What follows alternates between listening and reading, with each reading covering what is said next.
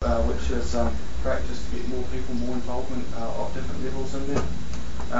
We're working with, and this is the white taupo I had on, I'll say, we're working with DOC so that we manage the concessions on the Great Lake Trail. So instead of the fees for cycling, guiding, filming, events going into the consolidated fund, they go back to Bike Taupo for the maintenance and enhancement of those trails. And also the fact we're won silver status with the International Mountain Bike Association, we've got a huge global exposure now. We'll leverage off that, we can get our businesses on their website, so that's another good value proposition. What are we doing? I mentioned we're building those partnerships with business and with the community and with industry. We're building more world-class trails, which more people will come and use. We're going to enhance our trails to gold level standards, so we're currently silver. Our aim is to get to gold in a few years, which means more downhill technical trails. We want to build an additional kids track at Spa Park to go with the pump track and also to support the jump track in this development. So bike culture, bike community, this is essentially creating that cycling culture within the district, and so that's more having that when people come to town, they absolutely know, they know when they get here that they're in town, which in cycling is a very strong component of. So what have we done so far? We haven't kicked kids. We've kicked off our kids bike local program, so we're working very strongly with businesses to get better cycling infrastructure in schools. We're currently working on a proposal for cycle tracks in all of the primary schools in town, and we're working with some reasonably big businesses locally with the help of a guy from Hastings who's done this work over there as well to progress that piece of work. What will we do? Seeking some funding to extend this, so it's not just kids cycling in schools, but better training and initiatives amongst getting more kids on bikes generally around Taupo. We're advocating for safe cycling in Taupo, remove barriers, remove the perceptions that if you get on your bike you could get hit by a car or something like that. So just make it more safer and more natural thing to get on your bike and so forth. Developing a cycling fraternity in Newsugar as well, which again joins the dots between the roadies, the BMX, the mountain bikers, the unicyclists, and general recreation cyclists as well. Councillor Williams, did you want to? Oh yeah, just a question on the safe cycling, Rowan. I see you've identified Waihapi Road with regards to road cycling. Do you have the Broadlands Road in your sites as well? Because that to me is even more dangerous and with absolutely no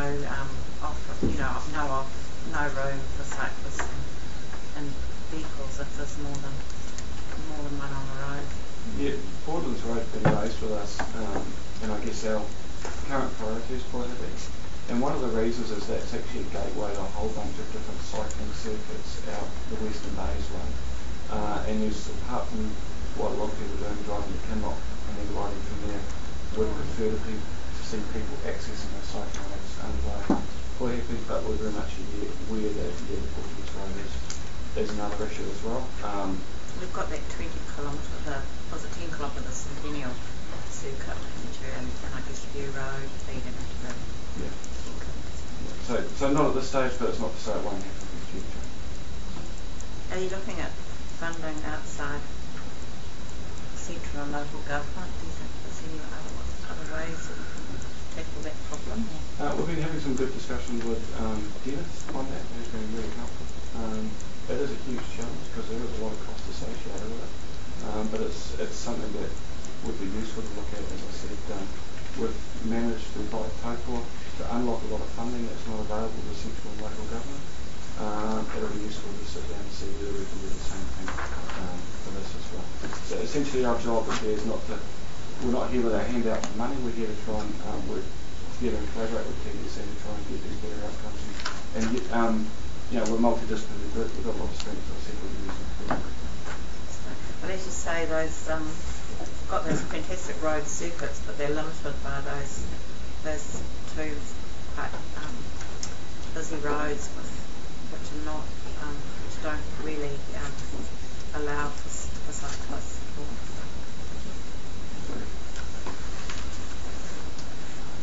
Oh, is that Now, events. Events. Okay. Sorry. Councillor Freeman, sorry. Yep, sorry, just one little question. Thank you for all these minutes, so great. I was just wondering if you were going to get this one reprinted, which is the 10 great rides on the Waikato River Trails. Could we mention the word Mangakino and Pouakani? It's just, yeah, if you could do that in the next round, that would be great.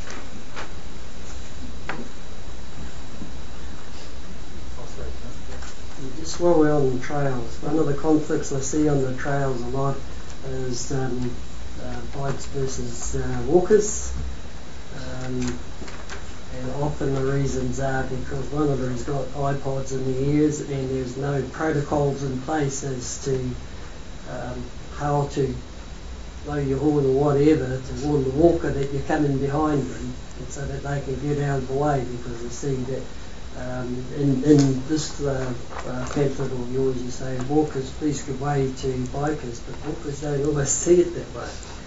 So there's going to be some sort of educational stuff going on, maybe on the signage at the start of the tracks, just what is acceptable. Yeah, the whole that one there is obviously Great Lake Trail, so it's been built for cyclists, but obviously it's a shared use track. The signals that we provide at the beginning and through is to share with peer. So it's more of a social response to try and get people aware that it's dual use. We haven't had many reports of accidents or injuries. Most people do find that it is reasonably easy. We also build the trails with, where possible, decent sight lines as well, which enables better awareness of people. So what we're finding is that most people are being reasonably considerate to other users, but you know there is still opportunity for those kind of activities.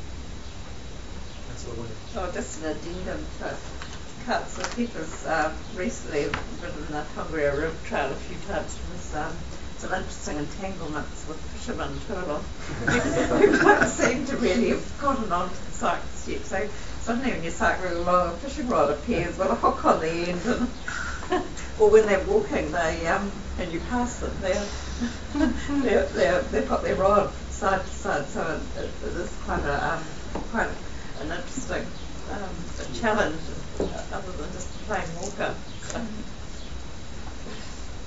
just thought I'd point that out.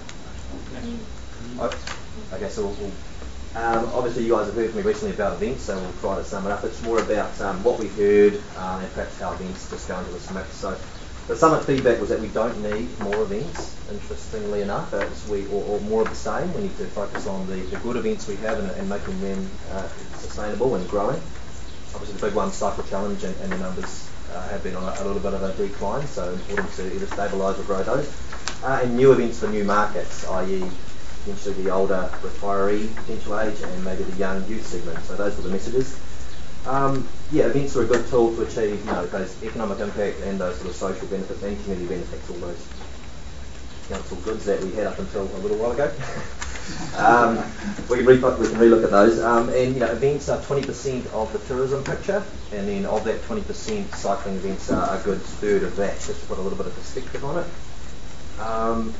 So what have we done? Sort of a combination, like we're not trying to claim this. What have we done / what has happened recently?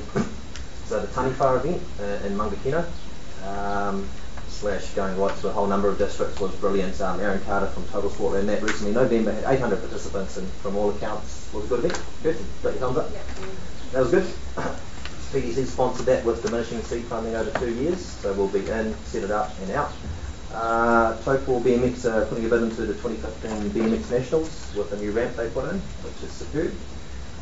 We supported Bike Fest, but just want to signal here, in case anyone's not aware, we're on a decreasing seed funding model for Bike Fest. It's gone from 25 last year to 15 to 5, so just to raise that. And on the Bike Fest topic, we're not alone. The Hawke's Bay are claiming one, Queenstown are doing one, and Rotorua are putting massive energy into a really big Bike Fest. So we're not alone there, and the funds have been a bit diminished from TDC, so just put that in your radar. Gary. Tongariro River Trail bike run event. So met Sharon Dad, who ran the coffee cart there. Bike the trails, no fisher hooks in my ears, but I did see them. Working away there to get something off the ground. They were very keen to sort of do that short, let's get it done. And I said, look, tai ho, well up, let's plan properly and look towards October next year. So anything we do in Turangi and Mangakino is all part of our TDC longer term strategy of three, at least TDC getting involved with three signature iconic events that suit the region. So obviously Mangakino we have the taniwha, and the one on the radar is the double dam with Peter Cool. GOB, Girls on Bikes, is coming up. So we have a new event entrepreneur coming to Kinloch. A guy, Pete Halligan, runs a company called Top of the South Events. He's doing that, when is that, Keith?